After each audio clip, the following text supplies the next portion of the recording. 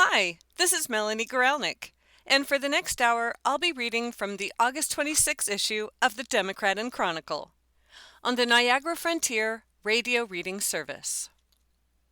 The first story is After 28 Seasons, Avon Coach Pauses Career to Be a Football Dad by Jeff Uvino. Avon. Some things are bigger than football.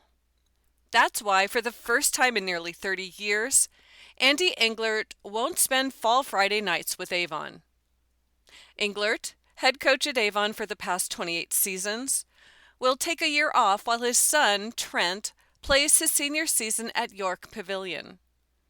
Justin Dupensgeiser, a longtime assistant and the mind behind Avon's perennially productive offense, will serve as head coach for the Riverhawks. Englert and Dupengeiser first shared a varsity sideline in 1997, when a young Dupengeiser was Englert's ball boy at Perry. They've spent 17 years together at Avon. Not much will change besides Englert being absent on game nights. That includes Avon's annual expectation to compete for a Section 5 championship.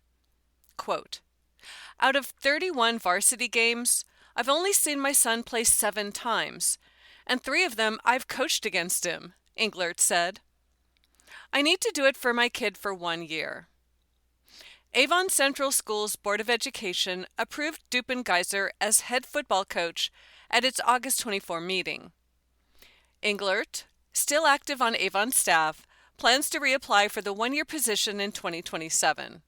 Quote, "Obviously big shoes to fill, but the groundwork has been laid," said Dupengeiser, whose Avon tenure was once interrupted by a stint at SUNY Brockport.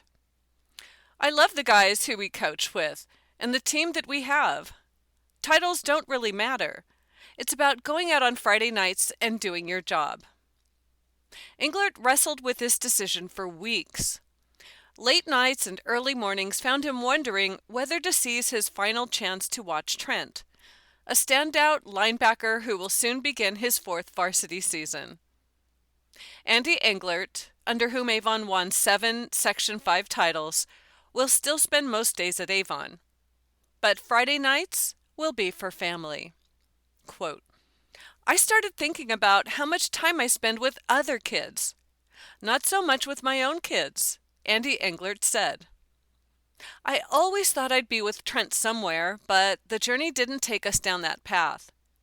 I met with the staff and told them what I thought. It's 1 year." Chasing another title. Avon aims for a Class D championship three-peat. James Chase, a junior running back who rushed for 916 yards on the Riverhawks 2025 championship squad, headlines its group of returners.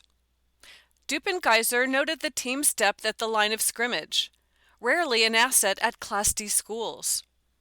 Avon still needs to identify a starting quarterback, but size and speed could make up for the team's less experienced position groups. Quote, "The last 2 years don't mean anything for them," Dupengeiser said. "You need to come out and prove yourself. We play a lot of tough opponents, and hopefully by the end of the year, we're in the mix again." Avon football at a glance. Head coach, Justin Dupengeiser, first season. Classification, D. Last season's record, 9-3, lost to Newfane in NYSPHSAA quarterfinal. Last Section 5 championship, 2025. Avon football schedule for 2026 season. Friday, September 4, versus Clyde Savannah, 7 p.m. Saturday, September 12th, at Hawley at noon.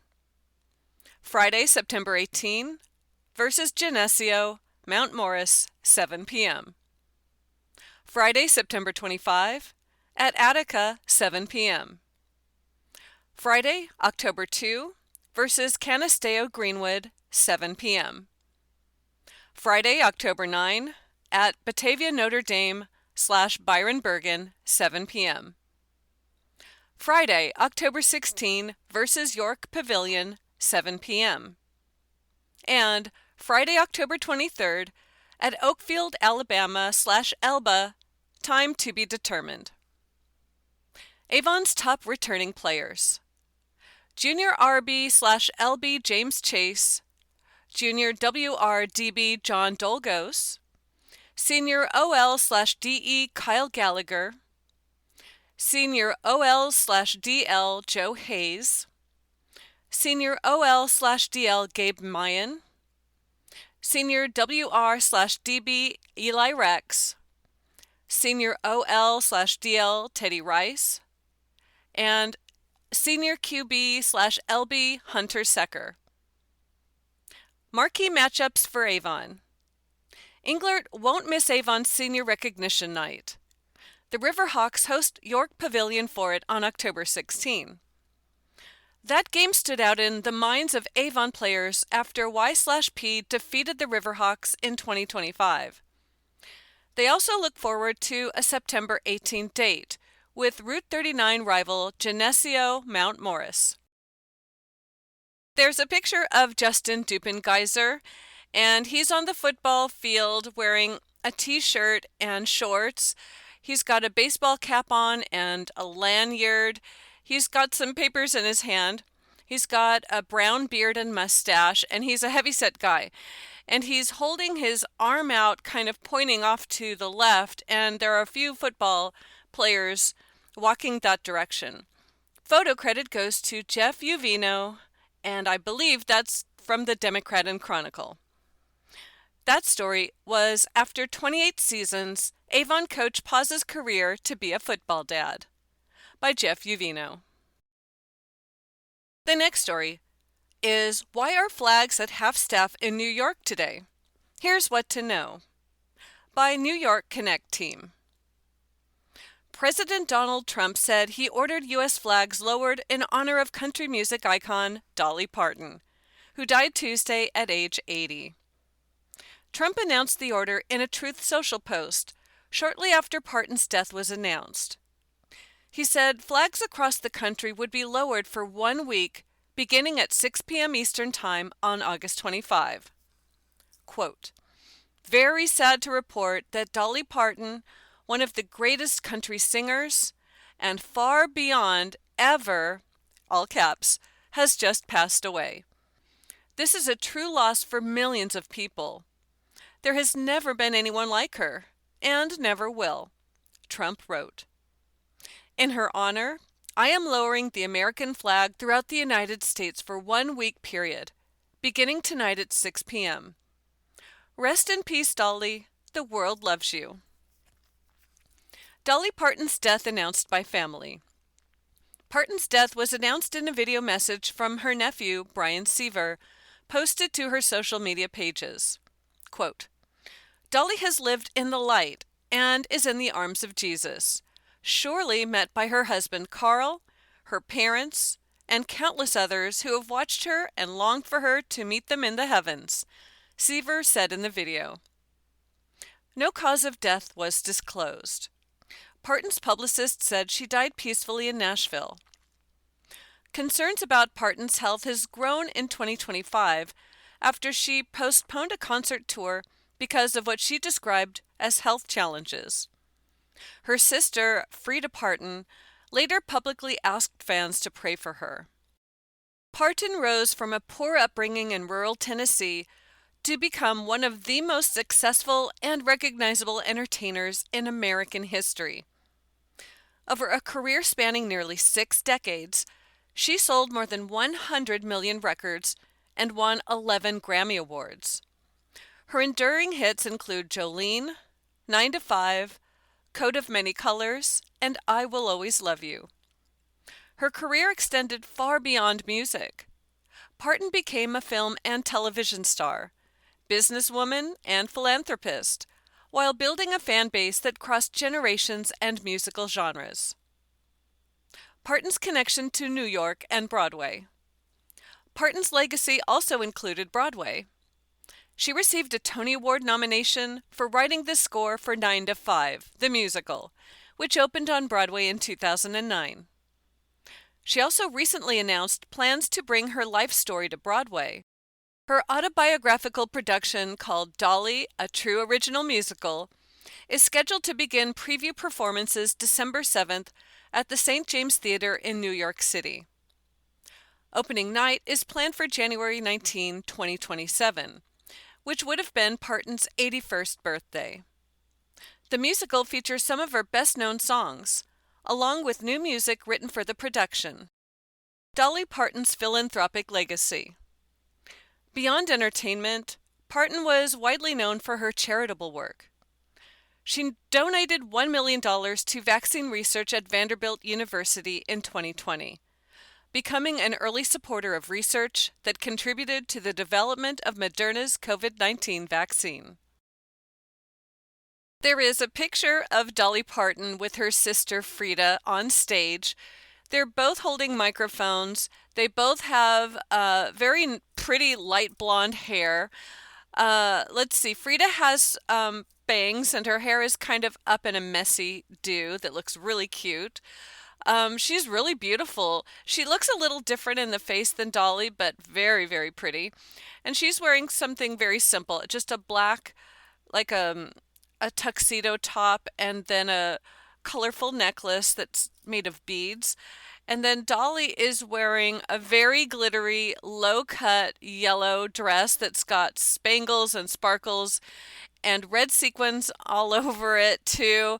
And then she's wearing a ginormous diamond and ruby necklace. Her nails are red and super long, and the makeup matches that too. She looks amazing. And they're hugging each other while they're both smiling. Okay, so that story was Why Are Flags at Half-Staff in New York Today? Here's What to Know by New York Connect Team. The next story is Starbucks Fall Menu Arrives in New York with New Items by Madison Scott. Attention New Yorkers! The pumpkin spice latte is officially back!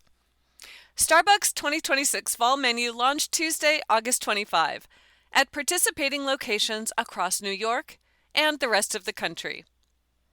The seasonal lineup includes returning favorites such as the pumpkin spice latte and pumpkin cream cold brew, along with several new fall drinks and food items. Here's what to know about the Starbucks Fall Menu and how to find it in New York. When does the Starbucks pumpkin spice latte return to New York? The pumpkin spice latte and Starbucks full 2026 fall menu returned to participating New York locations Tuesday, August 25. What Starbucks fall drinks are returning? The 2026 fall menu includes several returning pumpkin and pecan drinks. The pumpkin ones are pumpkin cream cold brew, iced pumpkin cream chai, pumpkin spice latte, and pumpkin spice frappuccino. The pecan menu is pecan cortado, iced pecan crunch latte, and pecan crunch latte. What new Starbucks fall drinks are coming in 2026? Starbucks is also adding several new seasonal drinks to its fall lineup. For pumpkin, we've got iced pumpkin cream shaken espresso, pumpkin spice chai, and iced pumpkin cream matcha. For the banana group, we've got iced banana bread latte and iced banana bread chai. Under cider, the new cider is a cider-inspired chai drink that can be ordered hot or iced. What Starbucks fall food is returning?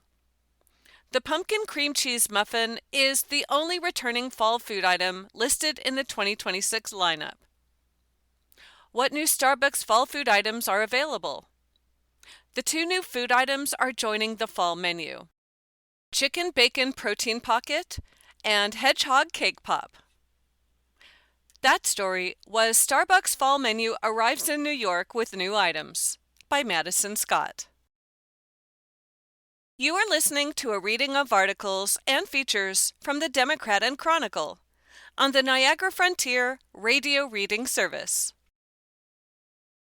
The next story is More than a dozen cars had tires slashed on East Avenue in Rochester by Madison Scott. The Rochester Police Department is investigating after more than a dozen vehicles had their tires slashed on East Avenue Tuesday night. Here's what to know. Multiple vehicles damaged on East Avenue. Officers responded to the 200 block of East Avenue around 11:30 p.m. Tuesday, after receiving multiple reports of vehicles with slashed tires. More than a dozen vehicles were found damaged in the area, according to the Rochester Police Department. Investigation ongoing. Police said they are following leads and conducting a neighborhood check to identify anyone involved. No arrests have been made as of Wednesday morning. The investigation remains ongoing. Anyone with information is asked to call 911. The next story is Rochester area official has a message for Trump about renaming Lake Ontario, by New York Connect team with USA Today. Monroe County Executive Adam Bello pushed back Tuesday against President Donald Trump's suggestion that Lake Ontario could be renamed Lake America. Quote, "There are plenty of things that actually deserve our attention. Renaming Lake Ontario isn't one of them," Bello said in a statement. So, for the record, Lake Ontario will remain Lake Ontario. Ontario Beach Park will remain Ontario Beach Park. The Genesee River is safe. So is the Erie Canal. Bello said the region's long-standing names have served us pretty well for centuries. The president should focus his attention on what people actually care about, like making life more affordable or protecting their health care, Bello said. Lake Ontario's name is doing just fine. Trump suggests renaming Lake Ontario. Trump shared his proposal Tuesday morning in a Truth Social post, saying the United States is giving serious consideration to changing the lake's name to Lake America. Lake Ontario is the smallest of the 5 Great Lakes by surface area and forms part of the international border between the United States and Canada. It has a maximum depth of 802 feet and an average depth of 283 feet, according to the U.S. Environmental Protection Agency. The lake covers about 7,340 square miles, with shorelines in New York and Ontario, Canada. What did Trump say? Trump's post read, quote, "The United States is giving serious consideration to changing the name of Lake Ontario to Lake America, in that we don't expect to do much business with Ontario any longer. Thank you for your attention to this matter, ! President, all caps, Donald J. Trump." The proposal comes as Trump continues to escalate trade tensions with Canada following the collapse of negotiations between the two countries over the weekend. On Monday, Trump announced plans to double tariffs on imported automobiles and auto parts from Canada to 50%. Trump previously renamed Gulf of Mexico. Trump made a similar naming change involving another major body of water last year. In 2025, Trump ordered federal agencies to use Gulf of America instead of Gulf of Mexico in federal documents and maps. Google Maps also displays Gulf of America for users in the United States. That story was Rochester area official has a message for Trump about renaming Lake Ontario, by New York Connect team with USA Today. The next story is Bills overlooked defensive back making a strong preseason impression, by Sal Majorana. Orchard Park. Given how the Buffalo Bills brought so many new players into their defensive secondary, both via the draft and free agency, it almost felt like Jordan Hancock was a forgotten man. Contributing to that dynamic is that it was a bit out of sight, out of mind for Hancock during the spring because in addition to the arrivals of free agents C.J. Garner-Johnson, Geno Stone, and D. Alford, and draft picks Davison Igbenogson, Jalen Kilgore, and Toriano Pride joining the team, Hancock missed all of the on-field portions of the off-season program, recovering from shoulder surgery. But through this point in training camp and the first two preseason games, if anyone truly had forgotten about the 2025 fifth-round pick, he's reminding everyone exactly who he is. Quote, "It's cool to see because it's a guy who didn't get an off-season at all.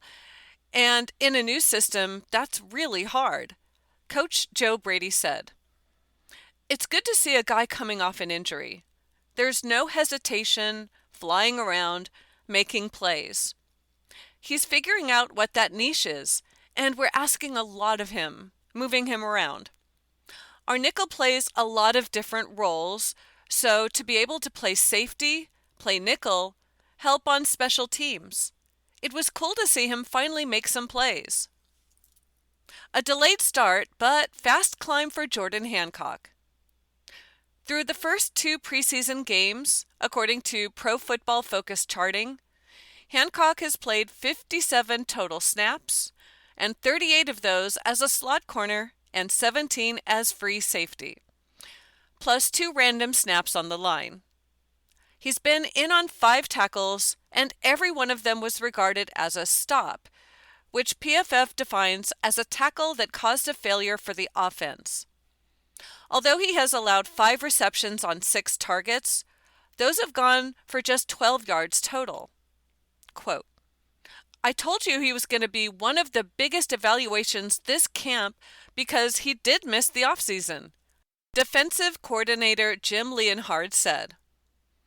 "Anytime you have guys who missed snaps on the field, you have to play a little bit of catch-up as far as the evaluation, and he's doing a great job.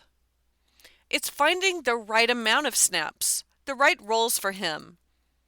Obviously, he has to be a little bit of a Swiss Army knife right now as far as learning safety and learning the nickel position. There are other sub-grouping packages that we can get him in and do different things that are kind of that hybrid type of role as well. He's handling it well." Why versatility matters in Jim Leonhard's defense. Hancock was not a factor in the first half of 2025, but he started getting playing time in the blowout Week 8 victory over Carolina, and was active for every game thereafter, with the exception of Week 17 against the Eagles, and the divisional round playoffs loss to the Broncos. He played 398 total snaps, including special teams. Of those, 183 came on defense. The slot corner will be deployed differently than it was over the last several seasons, when Taron Johnson occupied the role on nearly every snap. Leonhard is going to play matchups and will use Alford as the primary starter, but he will rotate others in depending on who lines up across that position, and Hancock could be in the mix. "It helps a lot," Hancock said of being versatile. "I planted my seed last year and was growing and growing every day, with both positions being versatile. I feel like I just got on the field. I played more than I was expected to play. I had opportunities, whether I made the play or not. I had the opportunity to be out there. Now, to be in a position where I have to play either position, safety or nickel, I'm trying to be the best at both spots for sure." The 6-foot, 195-pounder is a dynamic athlete. Basketball was his first love growing up outside Atlanta. His favorite baseball player was Russell Westbrook. And he could dunk a basketball when he stood just 5'7" as an 8th grader, though he could just as easily drop a bomb from 3-point range. It was Mel Tucker, who was the defensive coordinator at Georgia, and later the head coach at Michigan State, who, after seeing him at football practice while on the recruiting trail, told Hancock that football should be his primary sport. That didn't pay off for Tucker because Ohio State swooped in and signed Hancock, and he went on to play 42 games for the Buckeyes, totaling 98 tackles, 2.5 sacks, 3 interceptions, 14 passes defensed, and 4 forced fumbles. Quote, "Just being at Ohio State, just being around great people and great coaches," he said regarding his pedigree playing in a big-time program and how that helped his transition to the NFL. "You're not bigger than anybody. There's always room for improvement, and I feel like that's with me. I feel like improvement is a lot. I feel like I can improve and develop, and I'm ready to learn and ready to compete." Bill's looking for answers beyond the starters. In addition to being a physical player, Hancock has the ability to quickly diagnose what's happening, though he does have a tendency to play almost too fast, and it gets him out of position. Often he can recover, but occasionally he doesn't, and especially at safety, that can be dangerous. He's a confident player, Leonhard said of the former Ohio State standout who played for the Buckeyes' 2024 National Championship team. "He's going to make quick decisions and play fast. He's going to make mistakes. There are things that aren't always clean, but he makes fast decisions, and he's going to live with the results. You respect that as a coach. You have to take some of the hard edges off sometimes, but you do know he's going to impact the game, and he's going to fly around, and he's going to set the tone." Unless there are injuries, Hancock isn't going to be a starter for Buffalo. But if he continues to play the way he has this summer, he's going to get a game day jersey. Quote, "Every game you get into and there's a situation that pops up where you're one injury or you're one guy having a bad performance away from a lot of pieces moving around," Leonhard said. That's always the fun part of being a coach in the NFL, is you only have a limited amount of bodies. You get into games, and sometimes there's a guy backing up multiple positions, and how you're going to play that out and making adjustments. Maybe something you thought was going to work well into the game, you're not getting production out of it, and you have to make adjustments. It's huge for me having a handful of guys you know have a flexible skill set. The more players you have in different groups like that, the better. There is this crazy picture I'm looking at that is not very football-esque. It's more like ballet, okay? So it's Jordan Hancock and Te'Cory Couch, and they're celebrating Couch's interception against the Browns. So they're in their red, white, and blue uniforms with their helmets, their cleats, the whole deal. And they're both up in the air with their they're facing each other with their hands like on each other's shoulders. One of them has the ball in their hand too at the same time. And then they both have one leg kicked out that matches each other, like mirrored. And it looks like they're just up in the air doing this double ballerina leap. It's pretty amazing. And then there's another guy kind of behind them running, but he's looking back with a big smile on his face. This is so awesome. Photo courtesy of Ken Blaze via Reuters Connect. That story was Bills overlooked defensive back making a strong preseason impression, by Sal Majorana. The next story is Cheapest Ways to Travel Between Rochester and New York City, by Janae Shields. As visiting traffic in the Rochester region increases each year, travelers are looking for more affordable options from major cities like New York City. Travelers heading between Rochester and NYC this fall can often save money by taking a bus or train instead of flying. In 2025, 742,924 passengers traveled to and from ROC over June, July, and August, according to the Frederick Douglass Greater Rochester International Airport. In late summer, Rochester will see an increase in travel by college students as they prepare for the school year.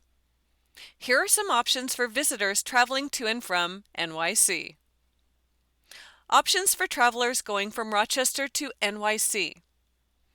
Train and bus tickets are proving to be the most cost-effective option for traveling to major cities like NYC. Long-distance travel agencies like Amtrak, Our Bus, and Trailways offer affordable options for domestic travelers and college students. You are listening to a reading of articles and features from the Democrat Chronicle on the Niagara Frontier Radio Reading Service. Bus tickets from Rochester to NYC on Trailways, Greyhound, Our Bus, and FlixBus start at $80 round trip, including taxes and fees. According to the Trailways website, buses from New York to Rochester travel 318 miles, typically a 7-hour trip. Usually, 23 buses are operating daily, including direct routes. Amtrak tickets start at $108 round trip, including taxes and fees. Travelers will find discounts available for students, seniors, and veterans through Our Bus, Greyhound, and Amtrak. Discounts vary per organization. Flights from ROC to NYC. Round-trip flights from Frederick Douglass Airport to John F. Kennedy International and Newark Liberty International start at $257 during September, while flights to LaGuardia International start at $297. Driving from ROC to NYC. Travelers can book a rental car starting at $34 per day or $310 for a 7-day round trip through third-party travel agencies like Expedia. According to Gas Buddy, an online tool that helps drivers find the best gas prices, regular gas starts at $3.79 per gallon in Rochester and increases to $3.89 near Newark, New Jersey, and Brooklyn. That was Cheapest Ways to Travel Between Rochester and New York City by Janae Shields. The next story is Pittsford Woman Pleads Guilty in Stolen Cooking Oil Scheme by New York Connect Team by USA Today. A 41-year-old Pittsford woman has pleaded guilty to concealing knowledge of a felony involving the theft and shipment of used cooking oil, according to the U.S. Attorney's Office for the Western District of New York. Feng Yan, 41, of Shanxi, China, and Pittsford, pleaded guilty to misprision of a felony before U.S. District Judge Frank P. Garachi, Jr. The charges carry a maximum penalty of 3 years in prison and a $250,000 fine. What prosecutors say happened. According to prosecutors, Guodeng Chen and Didi Huang arranged for 45,000 pounds of stolen used cooking oil to be shipped from the Western District of New York to a refinery in Erie, Pennsylvania, on April 8, 2022. They received $29,433.60 for the shipment. On April 28, 2022, Chen and Huang arranged for another 45,000 pounds of stolen, used cooking oil to be shipped to the same refinery and received $30,618. Prosecutors said Yan knew Chen and Huang were transporting stolen cooking oil, but did not notify federal authorities. On May 6, 2022, investigators questioned Yan about Chen and Huang's activities. Prosecutors said she refused to answer questions in an effort to conceal their crimes. Investigation and sentencing. The case was investigated by the Monroe County Sheriff's Office, Homeland Security Investigations, New York State Police, and the U.S. Department of Transportation's Office of Inspector General. Assistant U.S. Attorney Megan K. McGuire is prosecuting the case. Yen is scheduled to be sentenced December 1, 2026, before Garachi.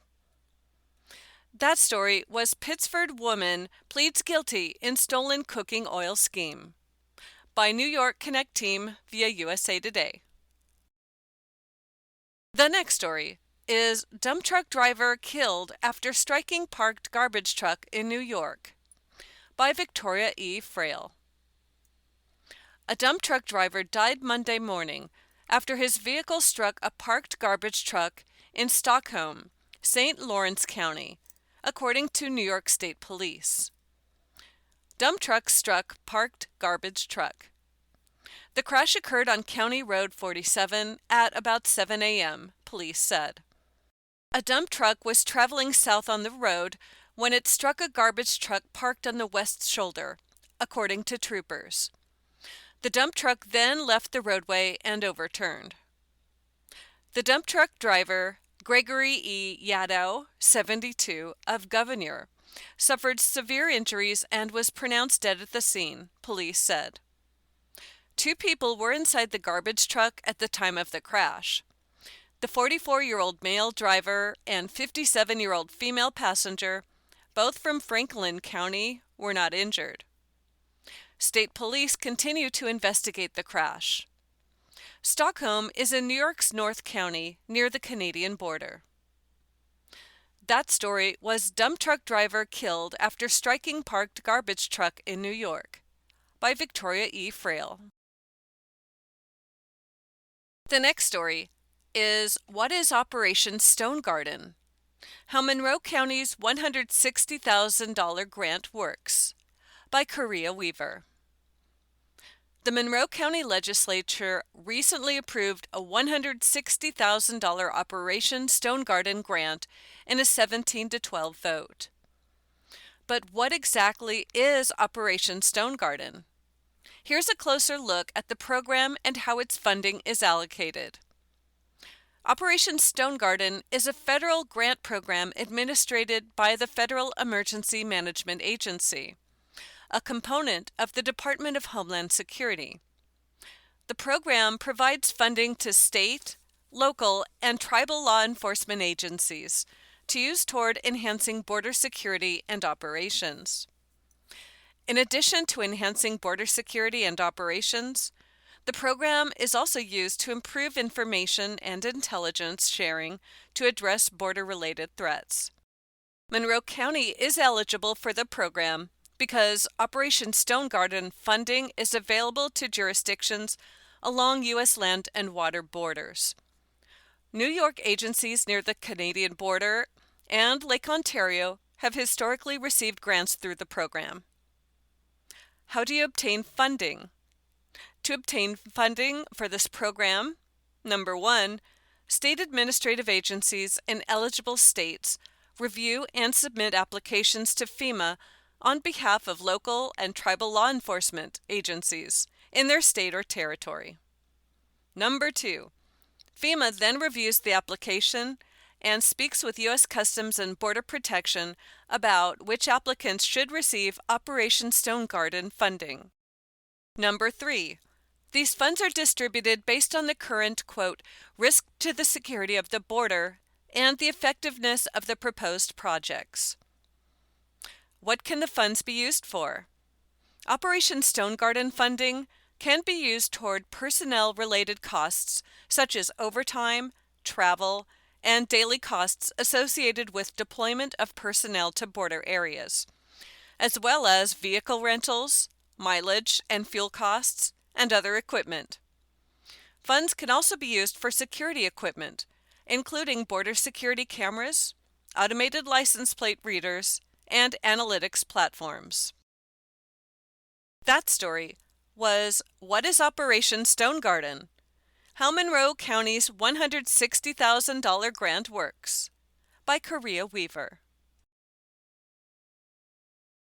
The next story is Union Says City Illegally Kept PAB Staff Vulnerable, exclusive, by Kayla Can. The union that represents city employees has asked a judge to reinstate 6 police accountability board workers who were let go last spring, arguing the city failed to offer civil service exams for the positions and knowingly kept them in a vulnerable provisional status. In a petition filed in Monroe County Supreme Court on August 17th, the union accused the city of acting in bad faith. New York civil service law requires municipalities to order a civil service exam within 1 month of hiring provisional employees. Those temporary appointments are not supposed to extend past 9 months. and provisional employees lack most standard job protections. City officials never administered a test for several PAB positions, according to an email from the city's HR director that was included in the petition. Quote, 6 months ago, some of these employees found out for the first time that they were at-will employees, said Robert Leonard, the labor relations specialist for AFSCME Council 66. Quote, they worked there for 3, 4, 5 years, and they found out that even though they have a union, they could be terminated without recourse. Leonard said the union believes the city's decision to delay the exam was intentional. Quote, so that if they wanted to get rid of this department, they could do it without a hassle, he said. A spokesperson said the city has not yet been served with the petition. Union fights layoffs of 6 PAB employees. 6 investigators were laid off April 17, shortly after a significant court ruling stripped the PAB of its investigatory powers. The ruling meant the oversight agency is left only with the authority to review and issue recommendations on RPD policy. At the time, city officials said the layoffs were a necessary force reduction. Union representatives challenged that characterization and said the positions were already funded through June 30th. They accused the city of retaliating against workers involved in union activity. Leonard said the union has filed an improper practice charge related to the layoffs. The petition asks a judge to find the terminations unlawful, reinstate the workers with lost wages and benefits, and order the city to schedule civil service exams for any remaining provisional employees who are part of the union. That story was Union Says City Illegally Kept PAB Staff Vulnerable, exclusive, by Kayla Can. The next story is E-Bike Safety Concerns Drive Local Policy Changes, by Janae Shields. Concerns about the safety of e-bikes and e-scooters have grown as injuries involving the devices have increased nationwide. Now, some local officials will be changing usage policies to improve safety. The rate of e-bike-related injuries has risen significantly over the last decade, including a large increase post-COVID, according to a study by the National Library of Medicine. Data from the National Electronic Injury Surveillance System shows 45,845 e-bike-related injuries occurring between 2013 and 2022 in the U.S. Results show patient demographics, injured body part, diagnosis, and disposition. Other findings from the study include the number of injuries occurring remained steady until a 90.9% increase from 2019.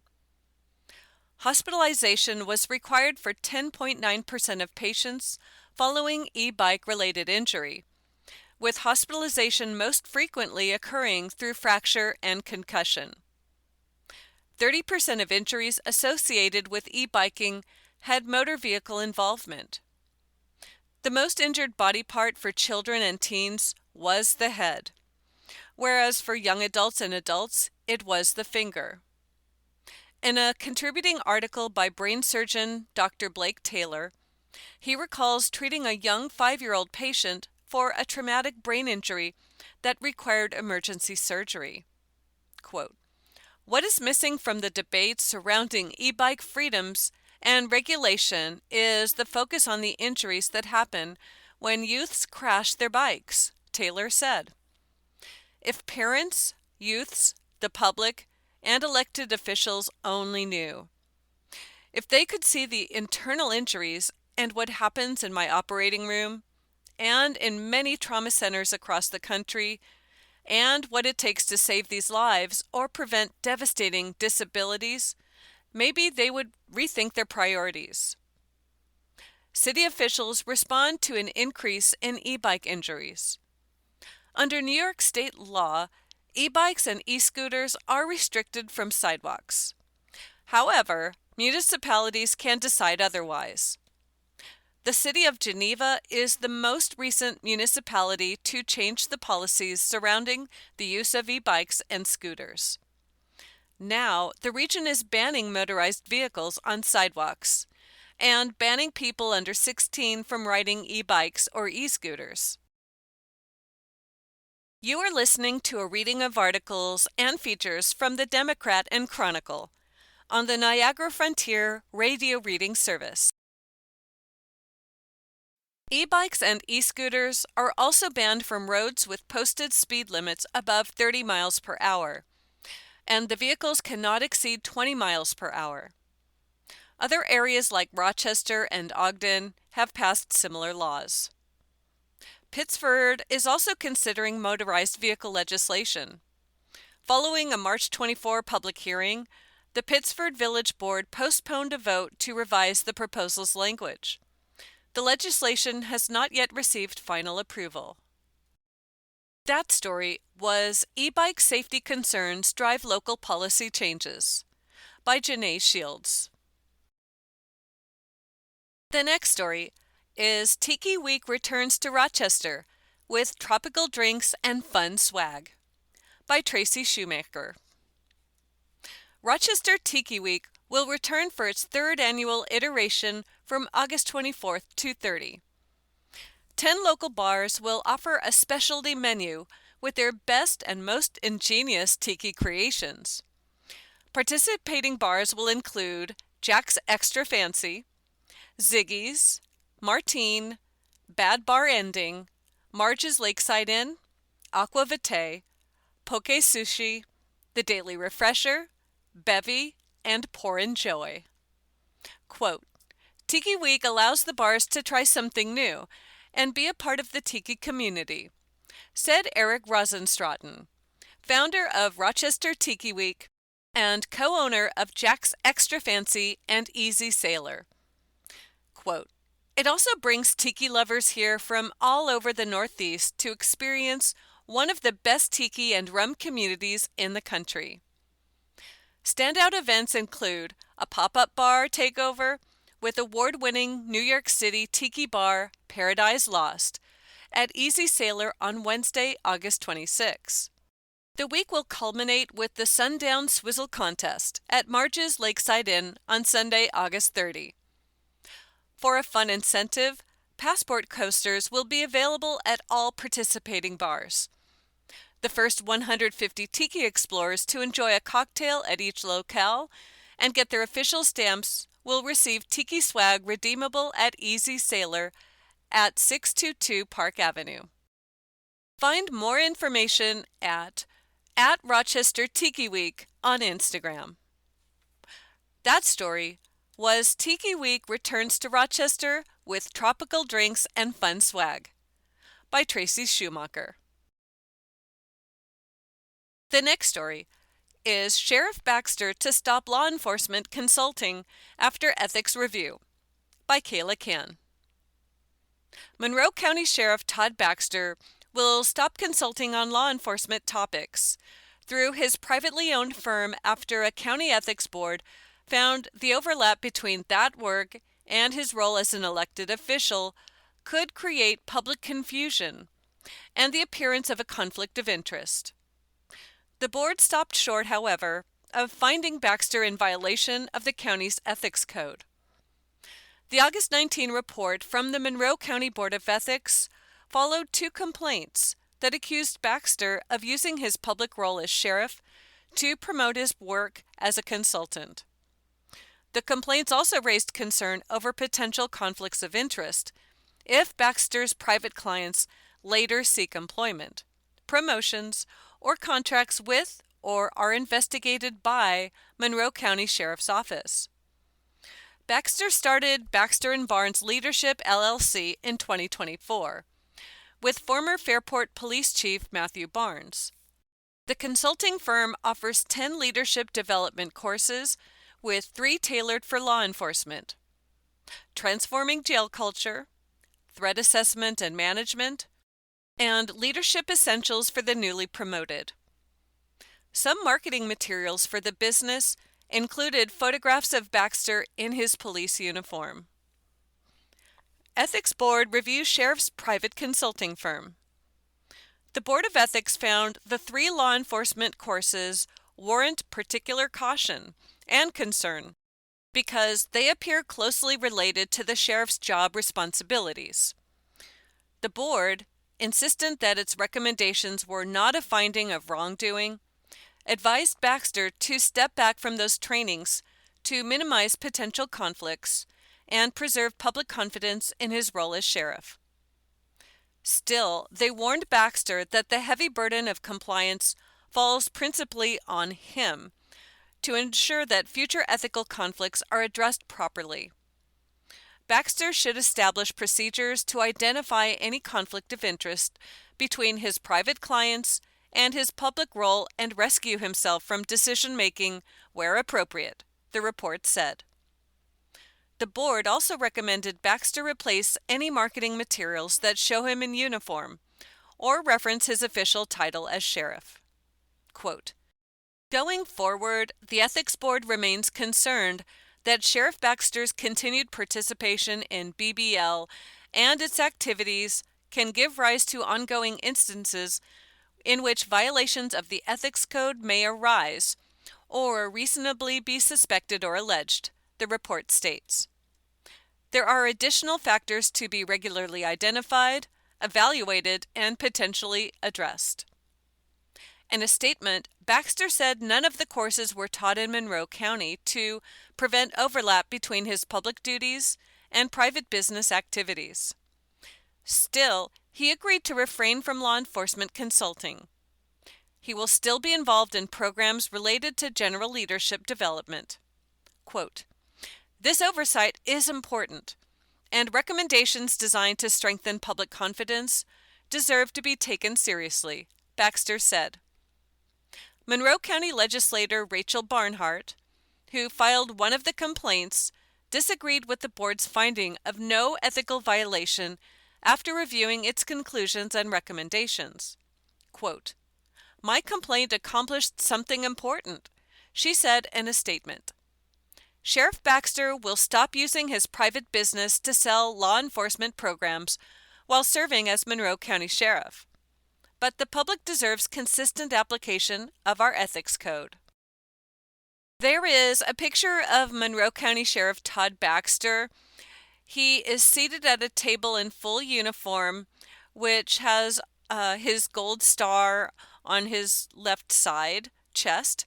He's got patches on the top of both of his sleeves, and there are various gold pinned on things on his other right side of his chest, and there are 4 gold stars on each side of his collar.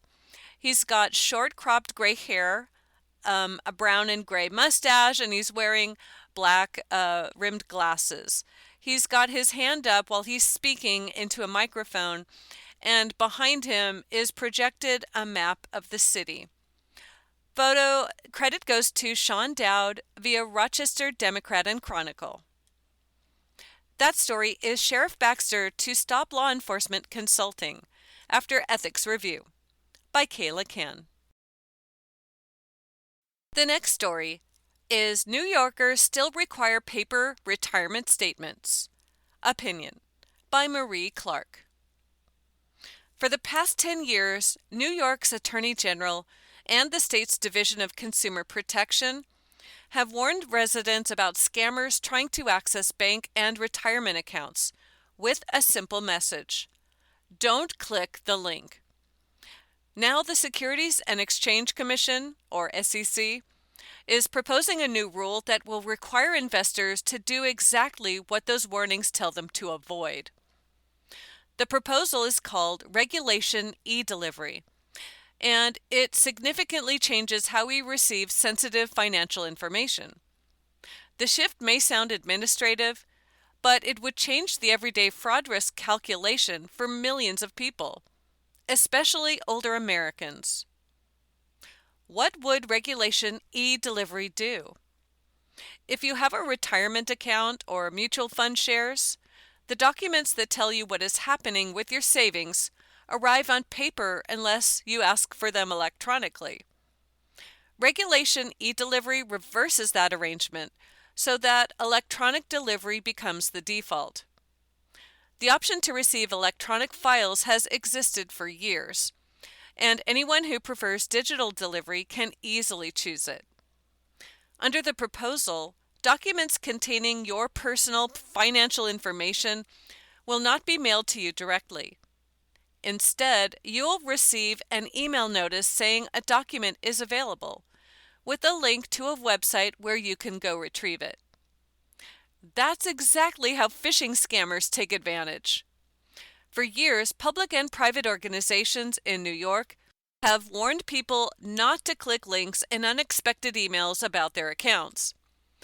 They tell people to log in on their own or call the number on a trusted statement. The SEC proposal risks normalizing the very behavior we have been taught to avoid. The risk is not theoretical. In New York alone, residents over the age of 60 reported losing $408.7 million to online fraudsters, the fourth highest in the country in 2025. The FBI reports that phishing and spoofing are now the most frequently reported crime committed against Americans over 60, and the numbers are climbing fast. In 2023, older Americans filed 2,856 phishing complaints with the FBI. Last year, they filed more than 48,000. It doesn't have to be this way. Investors who want electronic delivery can already choose it. The SEC shouldn't move everyone else onto it by default, exposing them to all the risks that come with it. This isn't an argument against technology. It's about letting New Yorkers choose how they want to receive important financial information and how much risk they're willing to take on in the face of surging online crime. New Yorkers should make their views on regulation e-delivery known. The comment period on regulation e-delivery closes on September 21, and the SEC needs to hear from New Yorkers who would live with the consequences of this change. Anyone can submit a public comment. You don't need a lawyer or special expertise. Explain how you, an older relative, or someone in your community will be affected if sensitive financial notices arrive via email by default, especially when criminals are already exploiting similar delivery patterns. That's all the time we have for this story, which was New Yorkers Still Require Paper Retirement Statements. Opinion by Marie Clark. You've been listening to a reading of articles and features from the August 26 issue of the Democrat Chronicle. Your reader has been Melanie Guralnick. Thank you for listening.